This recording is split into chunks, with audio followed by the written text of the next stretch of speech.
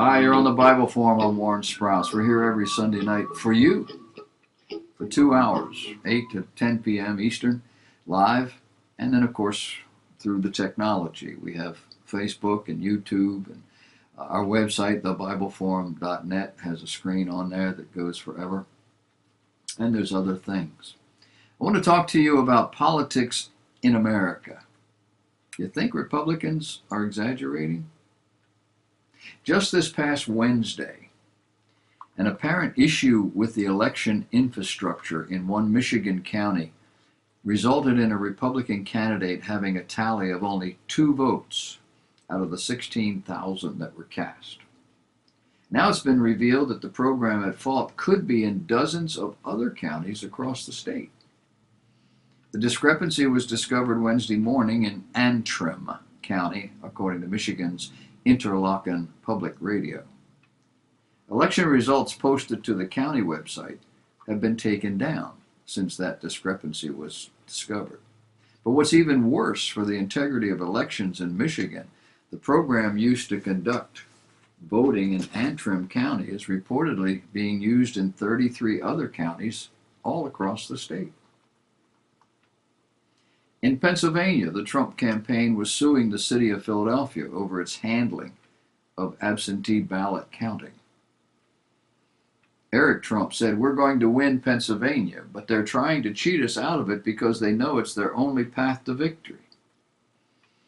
President Trump's lead in the state has dropped from over 600,000 on election night to approximately 266,000 at the time of this writing, with an estimated 86% of the ballots counted. The ballots being counted are the mail-ins, which have been strongly trending for Democrat candidate Joe Biden. Former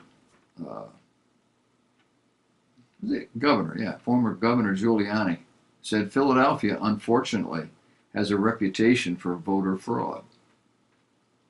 Republican absentee ballot observers are being blocked from doing their jobs in Philadelphia by being forced to stand, as they say, 18 to 24 feet away from where the ballots are being processed.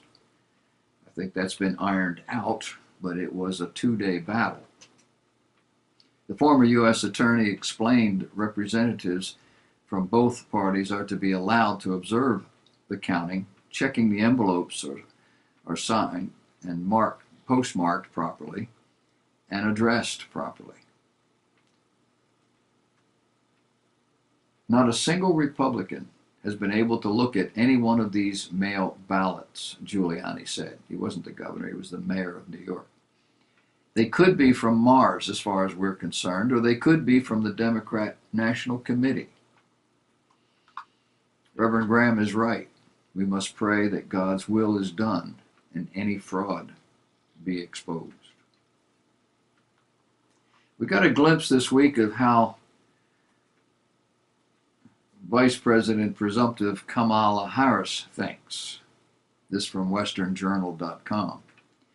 In a video released just 2 days before the election, Kamala exposed her social political philosophy in a video saying, quote, "The problem is not everybody's starting out from the same place. So if we're all getting the same amount of money, but you started out back there and I started out over here, we could get the same amount, but you're still going to be far back behind me." Her video showed an illustration of a white man with an advantage while rope climbing up a mountain, as a woman of color is left behind, needing assistance. She continued by saying it's about giving people the resources and support they need so that everyone can be on equal footing and then compete on equal footing. Equitable treatment means we all end up at the same place. That was on the video. Keep in mind, that's not the definition of equitable. Harris is ranked the most liberal member of the Senate in 2019 by the nonpartisan congressional tracking group GovTrack.us. If all goes the way the Democrats expect, she will be the next president of the United States. And I say that because the word on the street is that the presumptive president, who just turned 78, is probably not going to finish, not going to be able to finish for one reason or another. That will make this lady president, and it makes the Speaker of the House automatically the vice president. You up for that? Mike Huckabee says, it's being reported that leftist radical groups already have their plans laid for committing violence in the streets, shutting down Washington, taking over federal buildings, hamstringing the government, laying siege to White House, and blocking Congress members from getting back to work. He asks, is this just a paranoid partisan fantasy? He answers with the word no. They told us that's exactly what they planned to do, and stupidly enough, they did it on video. The website in question was reportedly set up by a disgruntled member of the insurrectionist left to post documents and videos exposing what the so-called Sunrise groups planned to do. It explains, quote, Sunrise is an umbrella movement comprised of 400 hubs and hundreds of affinity groups, including 350 .org members, whatever or whoever they are.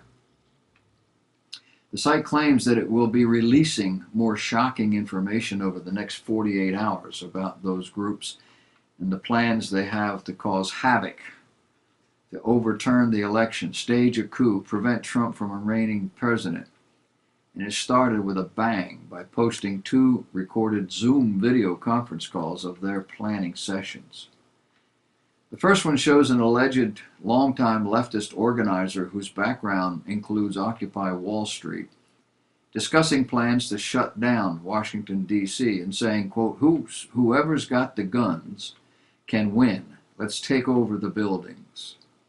We're going to be in a crisis, but we want it to be one that we are creating. We want to make sure that we are on the offense and not the defense. We want them to be responding to us, not us responding to them.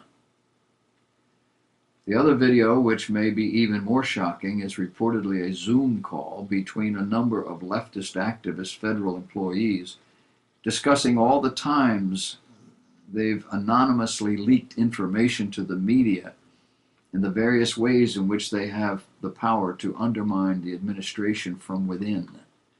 Their names and faces are clearly identified in the video. It's called, oddly enough, In Your Face, or sometimes Stop Me If You Can. We learned this week from WorldPopulationReview.com that 5 of the 6 states with the nation's lowest unemployment rates are in the Midwest. They all have Republican governors and have almost no restrictions intended to slow the spread of coronavirus. The most liberal states in America register about 1/3 of their population as liberal. They are Massachusetts, Maine, Vermont, Washington, New Hampshire, New York, California, Hawaii, Maryland, and Oregon. They register about 1/3 of their population as liberal. Only 4 top the 30% mark: Massachusetts, Maine, Vermont, and Washington. Massachusetts is 35, Maine is 33, Vermont is 32, Washington is 31%. New Hampshire and New York are both just under the 1/3 mark at 30%. Now, unless you don't know, 30% is not exactly 1/3. And 1/3 is not exactly a majority. But all of this makes a great headline. We don't have to be accurate. Did you vote for a party when you voted this time, or did you vote for a person? And why did you do what you did? Millennials and Generation Z are much more liberal than their predecessors. Thank you, public school system. And voted for Democrats in previous election cycles. Voting research shows that the president you vote for as you come of age to vote often determines which party you'll stick with. Millennials, born 1981 to 1996, Generation Z, born 1997 and upward. These voters combined are estimated to represent 37% of the eligible voters this year. That's larger than the baby boomers at 28% and larger than Generation X at 24%. By 2036, those two generations will make up 60% of the electorate. Now, the reality check here is that the election upending impact of younger voters has been predicted for decades and is yet to come to pass. The unknown factor is whether Democrats, in particular Biden and Vice Presidential candidate Kamala Harris, will continue to engage these youngest voters or launch out into more fertile territory.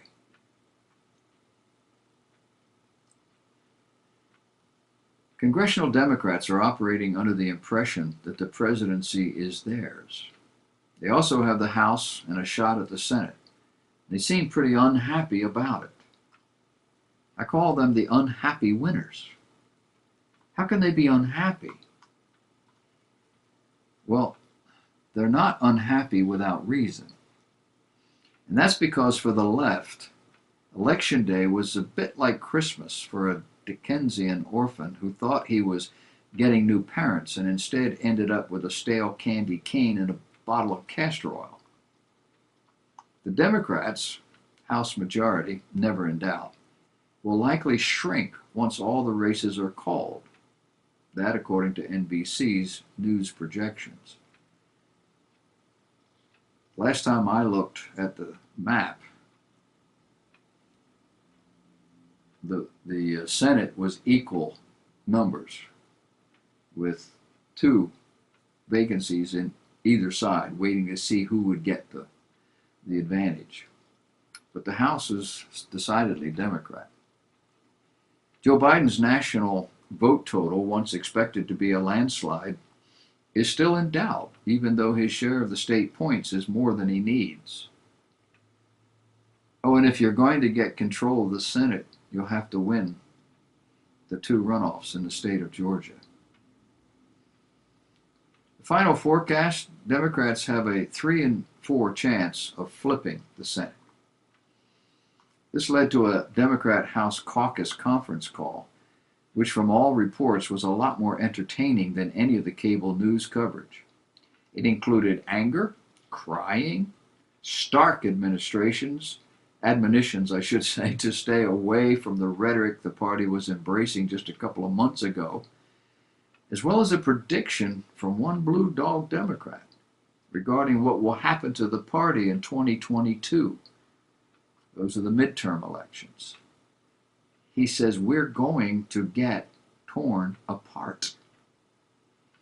According to Politico, during the Thursday call, House Speaker Nancy Pelosi and her top lieutenants warned that rhetoric which tacks to the left by members in the lower chamber could kill any chance the party has of taking the upper chamber.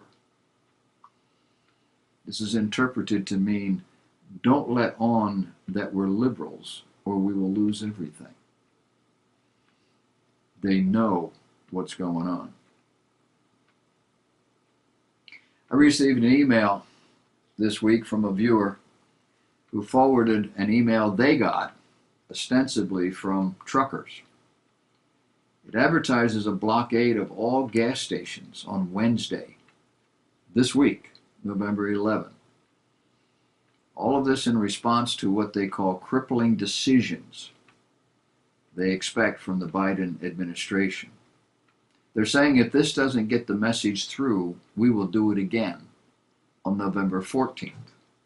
Only this time we'll shut them down for 4 days. So Word to the wise, fuel up before November 11. Be prepared. Oh, and here are 2 new words just added to our lexicon. Former Vice President, now presumptive President Joe Biden is adding these words. Recently, he added Badak Athcare. I don't know. And also, Truan in on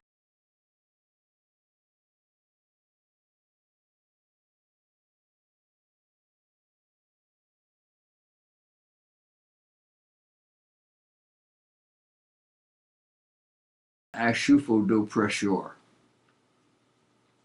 Now, the first one was probably something to do with Barack's health care, but nobody has any idea what the other one meant or what it was supposed to mean. He was talking about leading an effective something that came out true and in on Ashufo do Pressure.